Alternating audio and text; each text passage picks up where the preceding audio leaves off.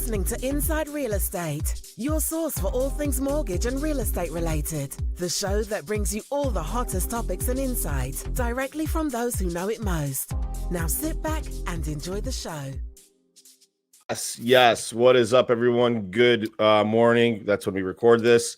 My name is Paul Apostolakis. We've got Brad Weisgerber. We've got Salvatore Kuzmano. We are Inside Real Estate. For all of our fans, thank you for listening. For those of you that are new here, just go ahead and if you like the show at the end, click that subscribe button. Find us on irepodcast.com. You can find us on Facebook.com/IRE podcast or anywhere that you consume your podcasts. Getting better. Anywhere. Okay. We're on all the podcast apps, I think, right? Yeah. So today we have an awesome guest. We're going to be talking about a few topics today, interesting ones. Nancy Robinson, come on the show. Nancy Robinson's been on the show before. She's one of the top agents in our area. She's an absolute professional and she knows her shit. So we're really excited to have her on the show. So welcome to the show, Nancy. Thanks, guys. So today I thought there's a few things happening. So we had rates go up because of some things that happened in the bond market. The Fed is kind of talking about, going back in and playing, a little bit of market manipulation there and try to fix it, which is interesting. Another thing is we're at we broke an 8-year record in appreciation year over year, 10%. So I know we talked about that last week, but I want to get Nancy's take on that for sure. And then there is a title company doing one of those SPAC deals, and they're going public. It's interesting to me that a title company is valuable enough to go public, but I want to talk about title in general. And then Nancy's subject today, we're going to talk about capitalism and how that affects everything. So Nancy, welcome to the show. Let's start with just right now what you're feeling in the market. You know what I mean? Like, I know you're a professional. The market is interesting right now. It's kind of a weird market. So I kind of want to hear from you initially, just what you're feeling. What's your sense right now in what's happening? I'm going to go to the capitalism thing. It's supply and demand. Yeah. Right. But we've had a supply issue for like the last 4 years. Not like now. It's steadily gotten worse. Right. At the end of last year, so at the end of 2019, in January, we had a 3.2 months inventory absorption rate. Yeah. The end of January 2020, we had a 1.2 months absorption rate. Critically low. Right. 3 months is low. 3 months is low. Yeah, we can handle that. You can survive it, but it's still low. Buyers can buy. They can be a little choosy here and there. Right. You still get multiple offers on the good, right? But it's moving. But a little over a month, these houses are not sitting very long. 19 days is the average as of the end of February. So our stats just came out, Monday. So already, yeah. And, we went from 32 days in at the end of December to the end of February, 19 days. That's so crazy. That's really wild. Condos are different. Condos are like 45 days. Right. So I mean, so how do you combat that right now? I mean, how do you as a someone in the industry? What's funny? Sal, you've seen this. Brad, you've seen this. We've had people come and interview at our company that are current agents, and they're like, "I'm getting out of the game." Yeah, they're like, it's so hard, right? There's people leaving the business now. Correct. Right. So you put a decent. So unpacking all that, right? Yeah. So you put nice house, well priced, good location. Mm-hmm. Got all the checks the boxes thing. Mm-hmm. You're gonna get more than 5 offers. Yeah. Some houses are getting 20, 30, 40. Some, yeah, it's crazy. For their buyers out there looking for a house, or 19 buyers out there looking for a house. So some of those folks just can't compete. Right. Right. They can't, right? They're having a hard time. They're losing offer after offer after offer. Can't get their deals in, can't get their offers accepted. I think what's interesting that I've seen too is it's not even like the, hey, like, it was like the 180 to like 350,000 was like, the past 2 years. Those were like always the multiple offers. Now it's, 15 offers on a $550,000 home. That's crazy. Especially like out in Rochester. Right. Because, people are looking for value, and certain cities have more of it than others, or at least perceived value. So yeah, there's a lot of pockets that are really hot, right? You talk about Royal Oak, you talk about these Birmingham, you talk even Ferndale, right? These places are really hard to get into right now because it's so competitive, and they're nice cities, they've got good schools. But I believe that there are a lot of up and coming areas that people can move to. We do have affordable housing in our area. People just aren't moving there. They kind of are. I mean, Livonia is like yes. hot. Madison Heights is super hot. Yeah. Bedford. Yes. Yes. So these cities that were considered like one-offs. Yeah. Like Redford's hot because Livonia's too hot. That kind of thing. Right. So it's spreading out. Right. And really, that's not bad. It's nice to have new people, new money coming in and revitalizing some of these cities that were just kind of considered like, who wants to go there, kind of thing. I drove through Hamtramck the other day, and that city, it's crazy what's happened in Hamtramck. And just so everybody knows, Hamtramck here, was a melting pot. It was a very Polish community, and then it kind of went through some disarray. And now it's like flourishing, and it's unbelievable what's happening. So to your point, yes, the ancillary areas are now starting to get that spillover, right? Because it is so hot. So what do you see before we get to the topic? But see, that's what happened to Ferndale 15 years ago. Sure. Yeah. People were going to go to Ferndale, and then because Royal Oak was appreciating so much, people, let's look at Ferndale. Mm-hmm. And then people started buying properties and fixing them up, and then businesses started coming in, and Ferndale got fashionable. Fashionable Ferndale, yeah, absolutely. So, and Royal Oak was the same thing. 30 years ago, when I got my first property, 30. Yeah, it was 30. Okay. We're like, you live in Royal Oak? Like, who lives in Royal Oak? It was seedy back there, Nancy. It was. It was seedy. Yeah. I had one lady tell me that, why would you want to live in a swamp? A swamp. Swamp. You called it a swamp. All right. So I do want to kind of get into these topics that we had kind of set up. So the first one, let's just go into it. So Sal, I'll have you kind of talk about this because you're the one most in touch with it. The bond market took kind of a hit. Rates kind of spiked up a little bit overnight, right? And we went from being sub 3%. Oh, look at Tarek Chody. From sub 3% to a little bit over 3%. It doesn't sound like a big change from going from like 2.75 to 3.25, but that's a pretty big change, wouldn't you agree, Sal? That's half a point. I mean, look at it in comparison to the overall rate, right? What's 0.5 of 3? Right? That's a really good way to look at it. Actually, that's a really good point. Big.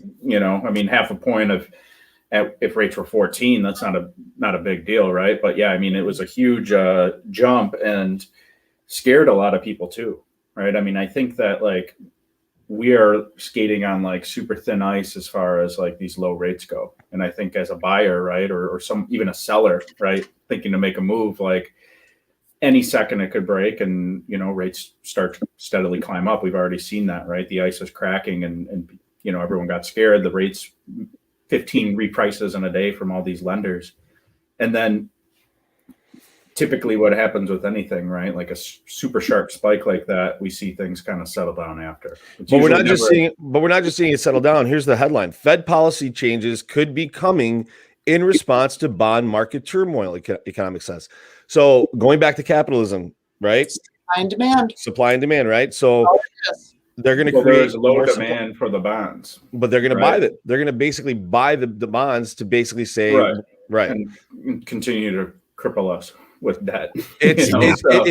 So I want to ask, that's my question. Are we like we talk about, like we stopped trading yesterday on Rocket Homes because it was being potentially manipulated because there's like whatever, right? We stopped trading on because it's being manipulated. But as a government, we are heavily manipulating our capitalistic society. Capitalism, by theory, is it should just run itself. Like capitalism is like, I spend money, I make right, and it kind of, that's the economic system. And right now, what we're having a huge infusion of all this capital, and I don't think it's going to stop. I think people are going to keep getting checks, and I think people are going to, because once you get someone on that drug, it's, what are you going to do? Remove that from the economy? Now what happens when you remove it? You get a vacuum, right? So like we're creating all the stimulus from printing our money. At what point do we stop doing that? Do we stop doing that? Are we in a society now where we do it forever? No way. No. Yeah. How do we get out of it? That things will right themselves to a degree when, everything's kind of open again. And I think that's a lot sooner than everyone's been projecting. I think like everyone's kind of like, at least previous, we might be in temporary lockdowns until 2022 or not fully open. But I mean, I think it's end of, June, probably the majority of the country will be open again and functioning as it was before. So I think until then, right, like there's a lot of people who are not able to do the job that they had before. So they're, the government kind of to a degree has to step in, right? I mean, who's going to change their career over something that's only lasting 3 or 4 months, right? That's right. So I think, I mean, money's going to get continually, I mean, at this point, it's just a snowball that's too big to stop rolling down the hill. I mean, eventually it's going to crash into something, but at the same time, like, Sarah, I like the way you put it. It's going to thin out.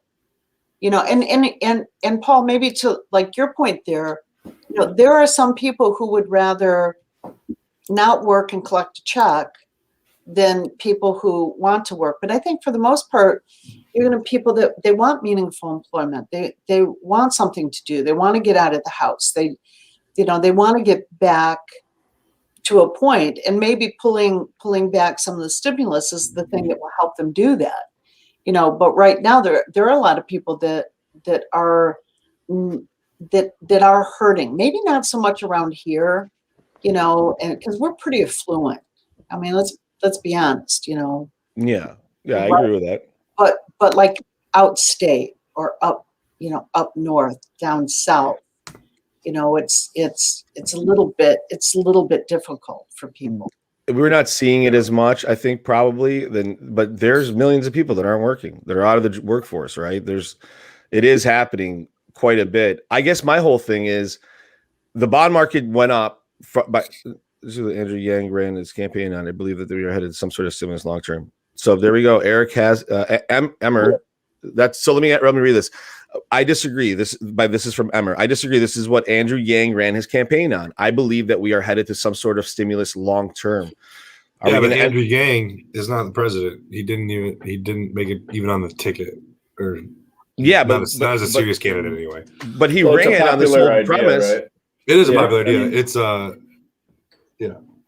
And I mean, the funny thing is, he ran on this premise of giving everyone money. Everybody laughed at him, and that's what we ended up doing. Yeah, you know what I mean? There might be something like more of like a bigger like welfare, right? Like not necessarily like I don't know if they'd be looking at a stimulus long term or just potentially revamping some of the unemployment policies or things of that. Can I say something that might not be PC correct? Does that create a society of people that are dependent? Because going back to capitalism, that's anti-capitalism, just to hand out money, right? It's capitalism is you make your own money by figuring out how to make more money. And doesn't this kind of just create a socialist kind of backdrop if we start handing out money to everyone? There's some people that never work no matter what, Yeah. But I think this is different because this isn't something that is multi-generational, or it's not something that's kind of imprinted in people. The people that aren't working right now are, basically taking a break. But I don't know that all of those folks are really contributing heavily to our overall economy anyway. They're the gig workers or they're the restaurant workers, and They never seem to be able to get ahead enough to be able to have any kind of savings or any kind of, I can't think of the last time that I sold a house to somebody that is a potter or a painter, or if that's their full-time job, or it's a wait staff. It's difficult, I mean, the rules too, because it's so hard to derive what a steady income is from them, right? Like, super hard to get a mortgage just being a freelance or doing other things, I mean, I've got some people who even make a lot of money, but they give me 15, 20 W-2s, for 1 year, and they're all freelance or 1099. It's like, man, I don't know. And then with the virus, it's like, our income was significantly down because we were shut down, but now we're booming. Well, so I think for example, like the housing industry, one of the complaints that I'm getting is that builders are having a hard time hiring people, because they got, they're not all of them are working. Not all the crews are working yet. So there's a shortage of help too. Like, there isn't a shortage of jobs in some sectors, Nancy. There isn't. I see help wanted signs in a lot of places. All the time. All the time. Yes. So it's interesting to me that I think the workforce that isn't working right now is like, we're just going to wait it out until I get back to work. Now, there is something to be said that once everything opens back up, we're going to have a roaring 20s, like boom, like people will be going out and doing things. So people will start spending money. Not like people have saved a lot of money over this last period of time because they weren't doing a lot of things. The cost of living actually went down because there wasn't much that people were spending their money on other than food, right? And now when things open up, we're going to see people going out and spending money. I believe it. And I think that could really spark like some good times, but I think it's going to be like a sugar high. I worry about this. I worry about on the other side of this, we get crazy, everybody goes out, and then we get to sugar high, we pump money into the economy. When do we crash is the question. Is it 6 months? Is it 3 years? I think it's kind of a crash. We might not, right? Might not. But ultimately to the point of this, conversation, I mean, it's a supply and demand thing as well when it comes to an individual. What's your supply of money and what's your demand to spend, right? And ultimately, as long as you have a supply of money coming in, right, from whether it's stimulus jobs, whatever, I mean, you're likely going to spend it, right? So and that kind of keeps the ball rolling. So how do you guys think this whole pandemic changed spending habits? Do you think spending habits go back to the way they were, or do you think there are changes in the way people actually spend money? You think changes, Nancy? I definitely think so. And I think there's because people in the last year have they've already made some changes. Like one of the predictions I would have for housing is so people are looking for bigger houses right now. Builders weren't able to build as much as they wanted to. Cost of labor was high, hard to find labor, hard to find materials. Projects that were going to start didn't start. And I think that as they get back rolling into it, and we see some more developments like Troy, Rochester, where there are bigger swatches of land, people are going to go buy some bigger homes. Part of that is people are getting used to working from home. So get a lot of group of people who might only start going back into the office two days a week or 3 days a week. But I don't think we're going to see the same 5 day a week, leaving at the house at 7 and coming back at 5 and 6. Because of that, I think people are going to continue to eat more at home. So I don't think we're going to be coming home, changing clothes or whatever, eating out at the restaurant, coming home again. People are going to be like cooking at home. It's funny. People get reprogrammed pretty quickly. And I think entertaining more at home. I kind of have a feeling we're going to go back to having dinner parties as opposed to eating your friends and family at the restaurants. We're going to have more backyard barbecues than, going to a restaurant and, paying a $500 bill for your 15 family members. It's supposed to have people coming over and enjoying the backyard and your house. People are enjoying their homes. I'm down with that. I like backyard barbecues. Each other more. So yes, people want to be together, and people want. I do also think like outdoor activities are going to see a spike. A spike in that too. Yeah, golf again is going to be hot this summer because Of course. Tennis, golf, pickleball. All that stuff. People are getting reconnected with their outdoor activities. Remember a few months ago you couldn't buy a bike? No, you couldn't get a bike. Yeah. I was trying to get a bike. Yeah, you couldn't get one. Bikes are full everywhere now. Try getting on a course the day before, like the day of. You couldn't do it anymore. You get on a golf course. It was packed. It was this last year. I've never seen the golf courses more busy in my life. I mean, they were killing it, right? I think people miss each other too. They miss that interaction. You think there's gonna be a baby boom? I think there's gonna be a baby boom. Oh, that's for sure. I think people are gonna bang left and right. I just don't think people congregating around. Like, so that's part of the spending habits. I think people are just going to be having more social interactions with their friends and family, more at home, and not much. And backyard, maybe even backyard weddings might come back. Mm-hmm. Stay back. Mm-hmm. I think a lot of things are going back outside. People want to be outside. Sal, I agree with that. You want to spend $200,000 on your wedding? No, we talked about this. Yeah. Yeah, we're thinking about doing a super small family wedding, and then. Yeah. What's your wedding budget? I mean, ideally, like 40, 50 grand, but that's going to be. Good luck, bud. Yeah. Good luck, bud. Well, mine was 75. But listen, if I do actually a small wedding, right? Smart. You should. Small, really small. Have with just the wedding party and everyone, we do like in a backyard, like you said, right? Or some small venue, do dinner, and then afterwards, we can have a party. And I want to eat put before you come. A pavilion at Metro Beach. Yeah. Yeah, I mean, I don't know. It's hard to say, and it's so far away. It's actually sounds more bougie than that. Thinking about it. Sounds way more bougie than that. Way more bougie than that. But honestly, like you look at it, right, and it's just like to a degree. I mean, I don't know. This do it on Belle Isle. Topic, but we'll do a Belle Isle wedding for you. Why would you spend 80 grand on one day? That isn't. Yeah, I did it. And it was dumb, but it was dumb. All right, let's go to the next subject. Let's go to the next subject because we don't need to talk about Sal getting married. It gives me anxiety. So that's about maybe the change from the pandemic change.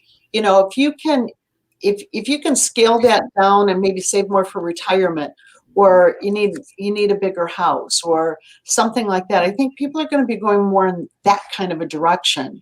Their value systems have changed, I think. And I think people realize that this gluttonous spending of things was unnecessary too, right? So next subject is this real estate firm, Doma. It's backed by Lennar Homes. They're going public with a SPAC deal. They're a title company. And their thing is that what they're saying is what normally takes a few weeks, they can get done in minutes, right? So it's interesting to me, and I don't know. I know this is a little bit Monday for the audience, but title, obviously, in the transaction, it's a big part of the transaction. You've got to get clear title. You've got title searches. It takes some time to get all that stuff done. Make sure that that's done correctly. They do the closing. So title is actually a pretty big part of the transaction that we maybe don't spend a lot of time talking about. And it's never an issue until it's an issue. It's one of those things, right? That's how it is.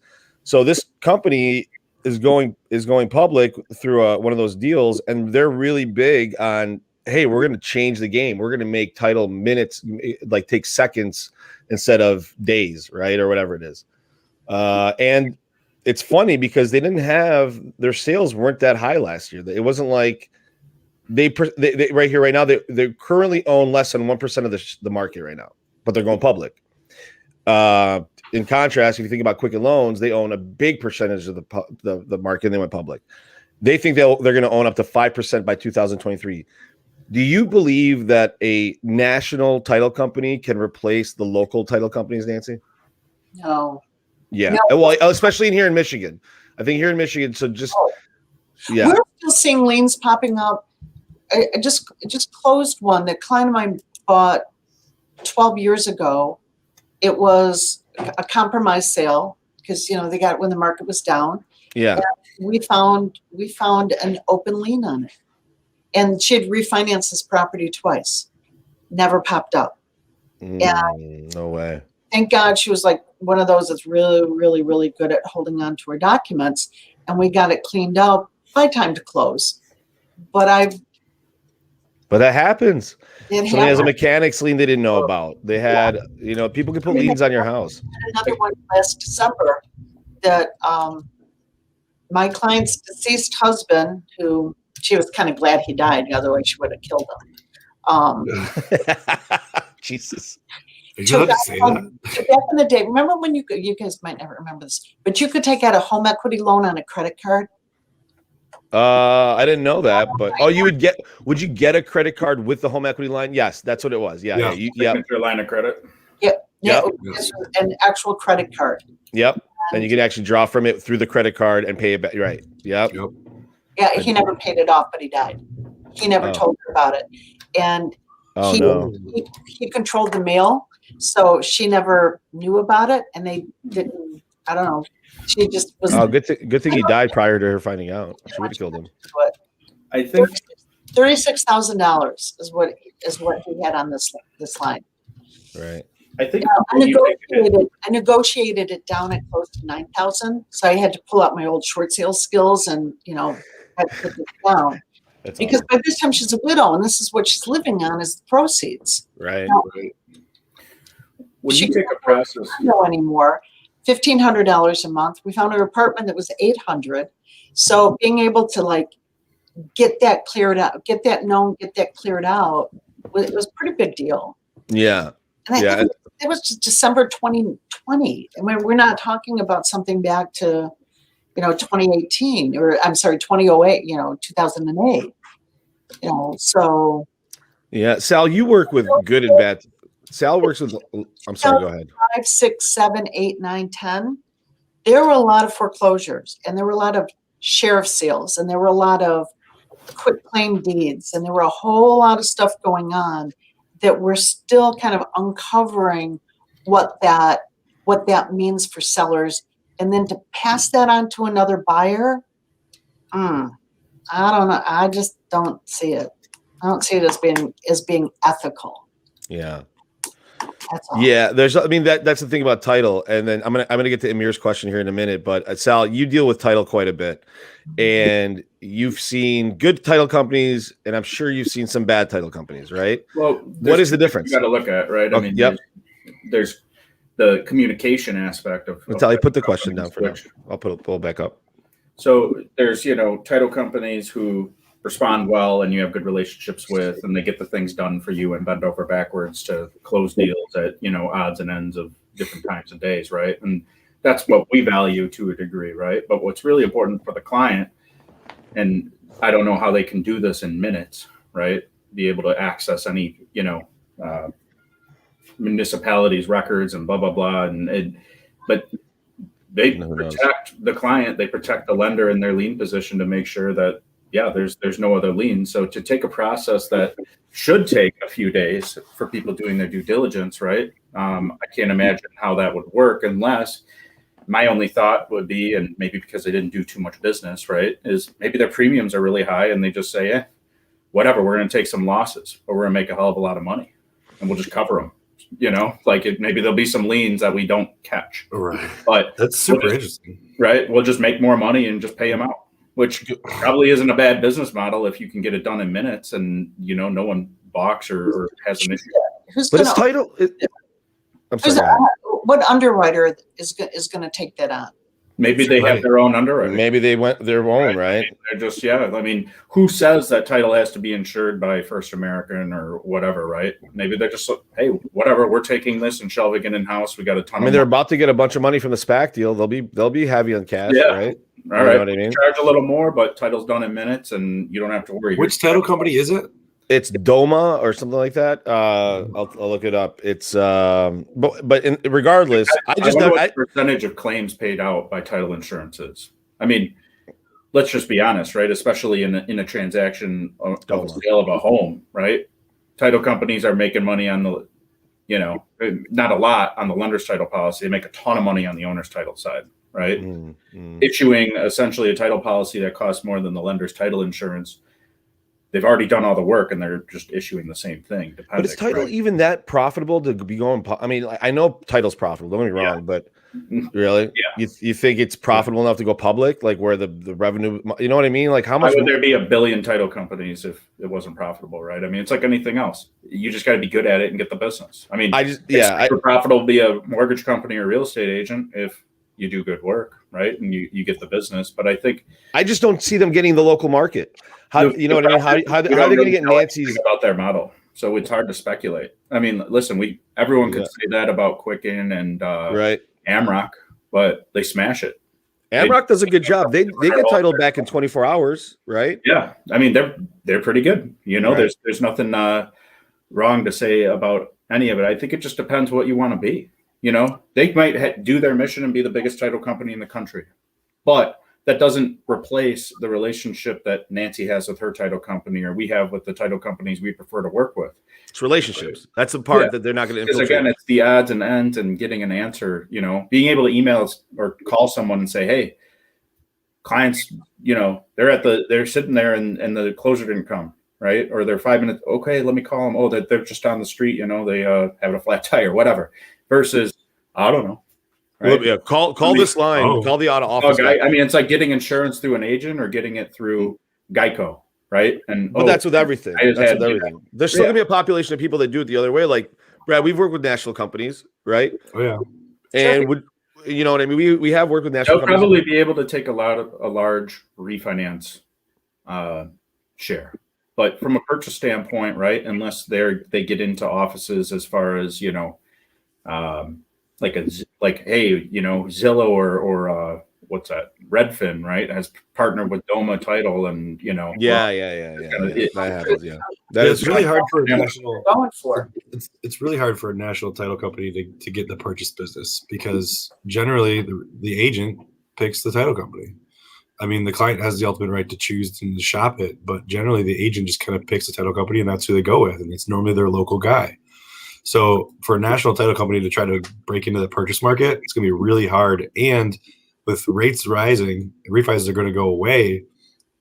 I don't know that they have a great. I mean, I don't know what their model is, but just by looking at it from the outside, that doesn't seem like a very. I mean, the SPAC deal's picking them up.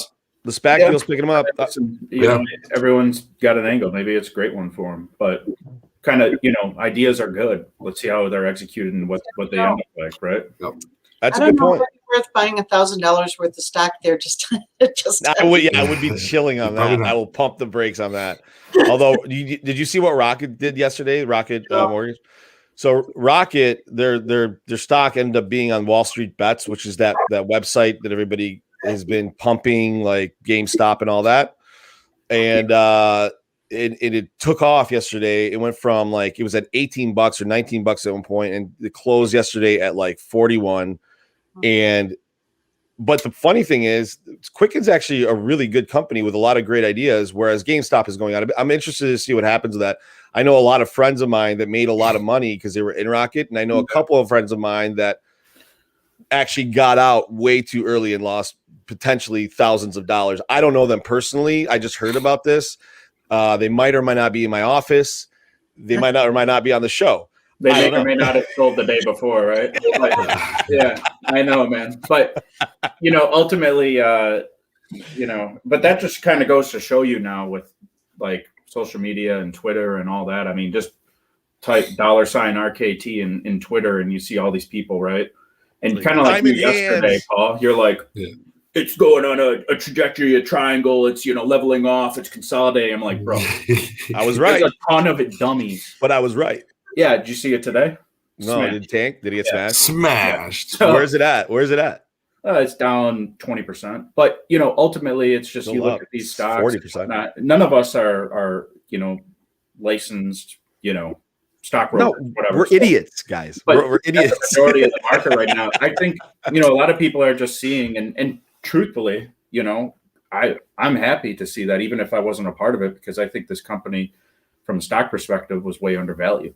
Right. I think it was undervalued too. Giant from shorters. So I don't know, but I'm kind of interested to see what this question from Amir. Yeah, let's see Amir's. Yeah, that's a great. That's what I was going to go to next. So Amir says, so due to the shift of all the parts of people's habits, how do you think it will impact commercial real estate, and will the demand for office space, retail space go down?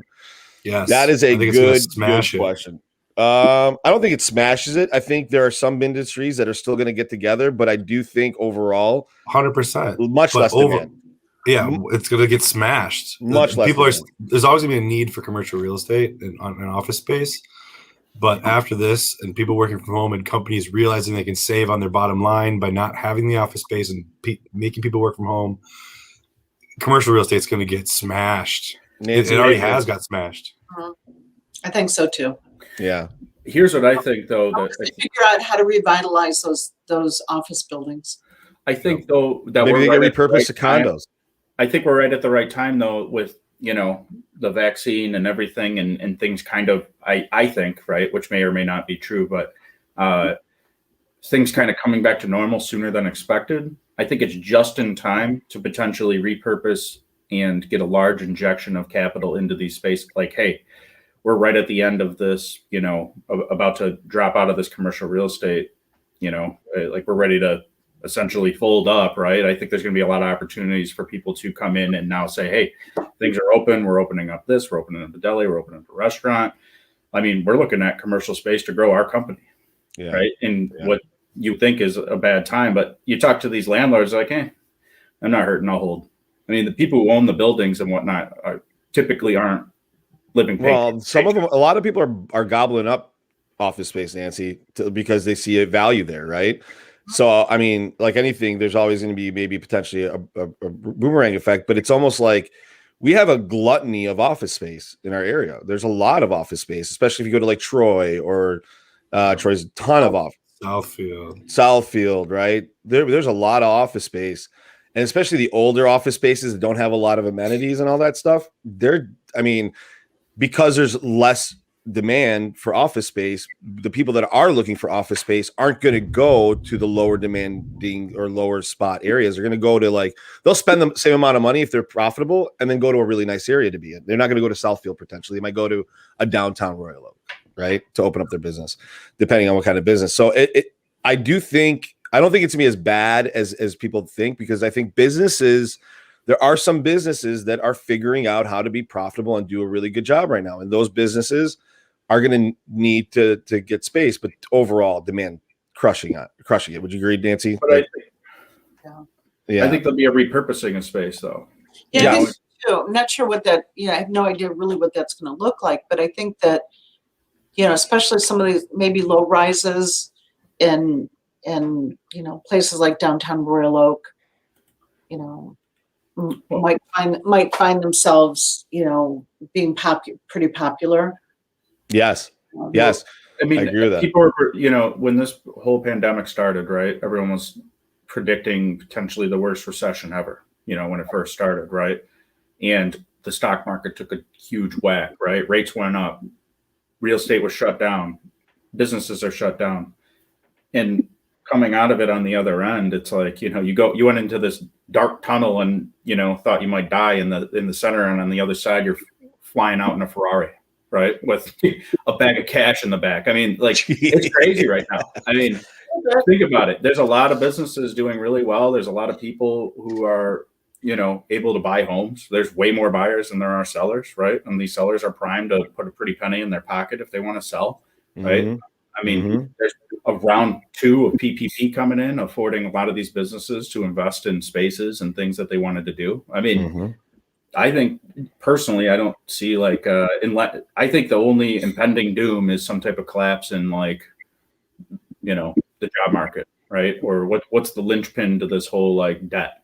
What could happen there that could blow everything up? Because otherwise, I personally don't see a trajectory of doom. I think it's only going to get better. I think this summer it might be a boom. A lot of new businesses opening up downtown Royal Oak. You'll be walking and wow, what's this restaurant? What's that? Oh, this is pretty cool. You can go in here and bring your computer and work from the space. You just got to rent it you rent it day by day. There's a lot of opportunity, I think. What do you think, Nancy? We actually did more units last year than ever before. Yeah. Yeah. I mean, there were more people, and now prices toward the end of the year came down on average. Now, here's what I mean by that. There were more lower priced homes that were bought last year than higher priced homes were bought last year. Overall, we were up 10%, but we could have been up 20% had some of the super high end properties that came down more. Yeah. So I wanted to talk about that. We are just last topic real quick. We are up. We broke an 8-year record that was on the books for 8 years, 10% double digit gains. I know we talked about this last week, but this is January over January, 10%. I mean, it's 10% double digit gains in your home year over year. I mean, that's a lot of gain. That's crazy, right? It is a lot. It was probably right. 2012 into 13 and 13 into 14. Yeah. Those years were just, people were like, oh my God, 2015 is going to be a bubble. Yes. It wasn't. 16 wasn't a bubble, 17, 18, 19. We haven't had the bubble. No. And then people talk about, well, how long can it last? So I did a little research on that. It's a great question. From 1951 to like 1978, it was a trajectory almost straight up. Yeah. Yeah. Housing, you mean? Mm-hmm. Yeah. No, housing endures. Housing is endured. Housing endures recessions. Housing endures, even when it was the linchpin of the recession, it still endured. So the lowest, we were down the most for only 18 months. From 2018, well, it's actually midway 2017 to July 2019. It was about 18 months. Got it. That's wild. It took a couple of years, 2000 into 2000, half of 2009, 10, 11.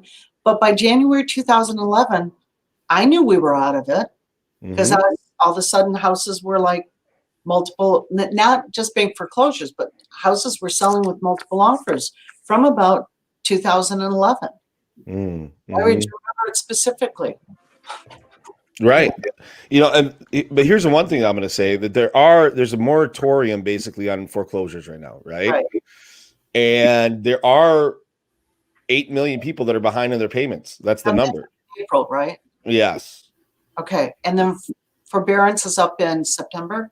Yes. That's correct. Okay. So, but I think might be extending it to a point or a question, right? That you may have, like, how many people are just taking advantage of not having to make payments? A lot of people don't care, like, or are even educated about it. Do you know if you go into forbearance on an FHA loan, that they actually they'll lien, HUD will put a lien on your property? Yeah.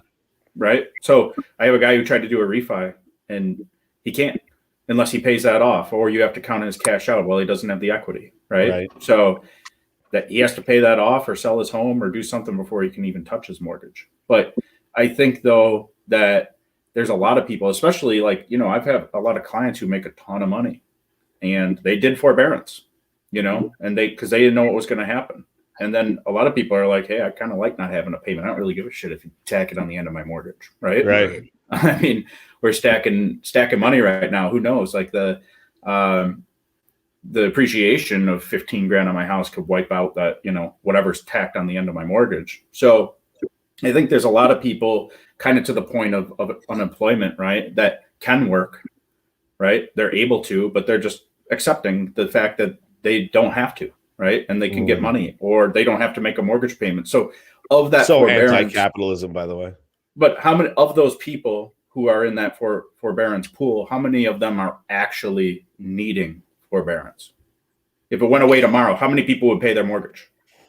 Right. Who knows? It's like the unemployment rate. How many people just aren't in the market, right? It's the silent minority. But here's the reality, though.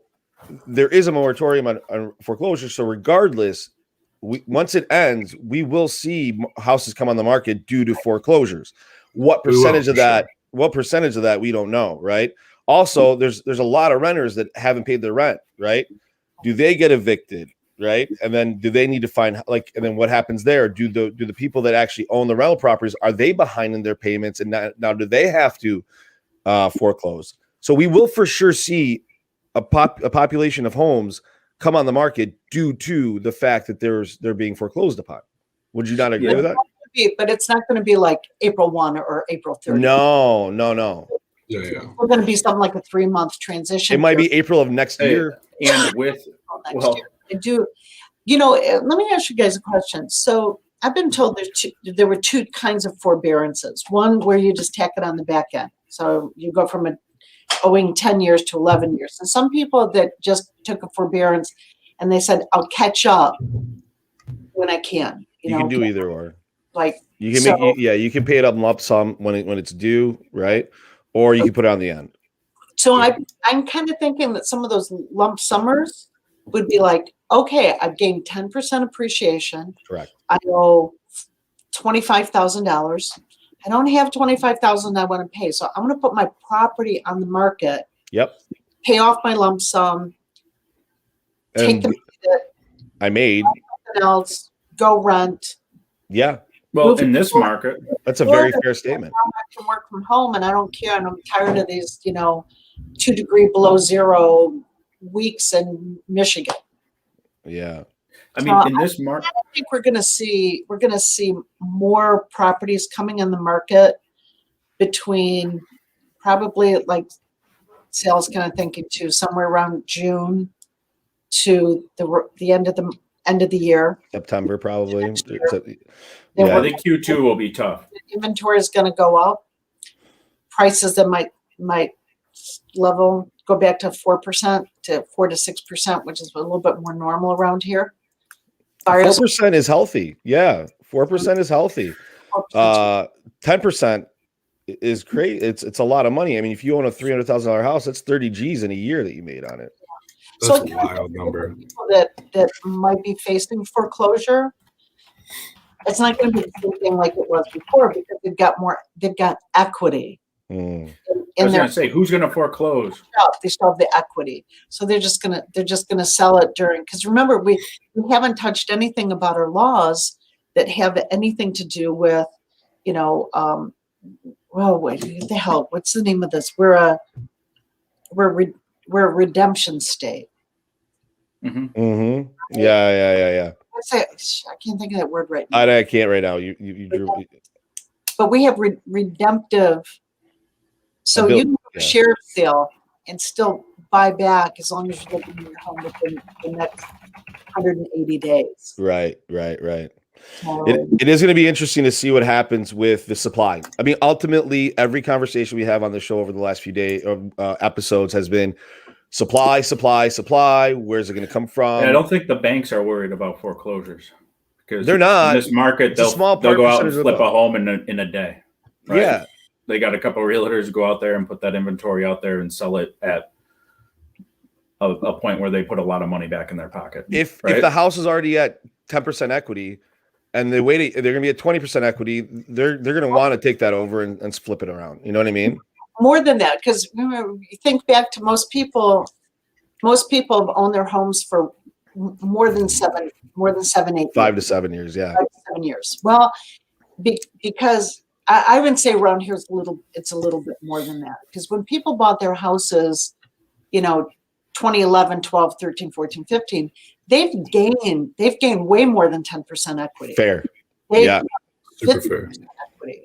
Fair. So I just don't see us having a foreclosure. But it might spark houses on the market. It will spark houses on the market. Yeah. How much of that we'll get? I don't know. We might get an extra 30 days or we might get an extra 45 days, right? But it's not going to be an extra 6 months of you know what I mean? I don't think it's going to change to make it super. I think we're still going to have a supply issue because I think people going into the market buying houses is growing. I don't think there's any overnight flip of a switch. Things are normal with COVID. Things are normal or at equilibrium with the housing market. It's all progression towards that, right? And along the way, there could be detours. So you just got to see what happens. I mean, who knows what the hell could happen? I mean, we could go into at some point, which is inevitable, a war will happen, right? And what does that do to us? What does that do to the economy? I mean, it's Yeah, let's hope that doesn't happen. I'm not a big fan of let's war. hope not. You know what I mean? I'm not either, but I'm saying, Never I mean, know on it's- war. Yeah. But the good news likely- is they're not drafting me. I'm not able. No, but I mean, as thinking in reality, I mean, that is reality, right? I mean, the notion of like everyone will always get along forever, unfortunately, just isn't true. So yeah. what does that do? And when does that happen? Is it 10 years? Is it next year? Right? Yeah. Right. All right, let's do 3 questions, guys, because I want to get Nancy off the show. I'm sure she's busy and got a lot of things going on. So, Nancy, I got a prospect for inventory. there it is. There you go.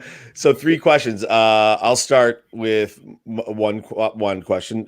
Nancy, if there is one article of clothing that you could never live without, what would it be? Is it there you go. Yeah, it's that buddy. watch. Yeah. What are we wearing today, Nancy? What kind of we got going on? No, we don't have to do that. What do I got going on today? Yeah. Watch check. Oh, the two-tone. Very nice. The root beer. Nancy loves her watches, and I love that she loves her watches. Sal also loves his watches. I love watches. Yeah, it's Wait awesome. for it, Sal. I got the sub no date. Heaven peace. But Yeah, there you it's go. no root beer. It's no root beer. No. All right. Next. So Nancy cannot live without her watch. Sorry. That's awesome. It's not really clothing, but you know. It is. No, it's an accessory to the clothing for sure. Hey, listen, when you get used to wearing a watch every single day, right? If you feel naked without it. And mind you, what's cool about these watches, though, I mean, it's not like, I mean, obviously it can be kind of viewed as like a, you know, ostentatious or whatever, but like, honestly, they're awesome pieces of machinery that will last longer than my heart will beat. Well, they're artwork. Ultimately, it's a piece of art on your wrist. I mean, that's what it is. When you have a really like the right watch, it's a piece of art. So it's kind of cool, right? Next question. You guys got one for Nancy? If you could live anywhere else besides Metro Detroit, where would it be?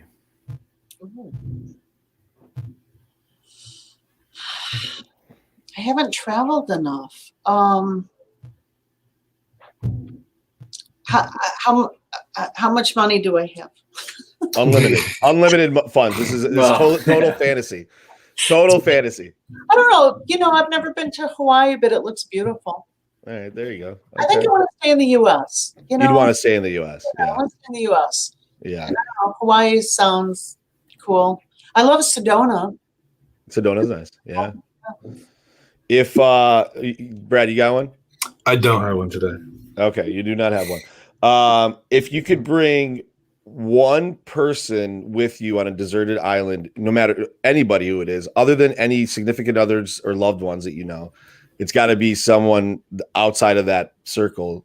Who would it be? One of us, obviously. What's that? Current or historical? Either. You can. This is yeah. We can go whatever you like. You're on a deserted island.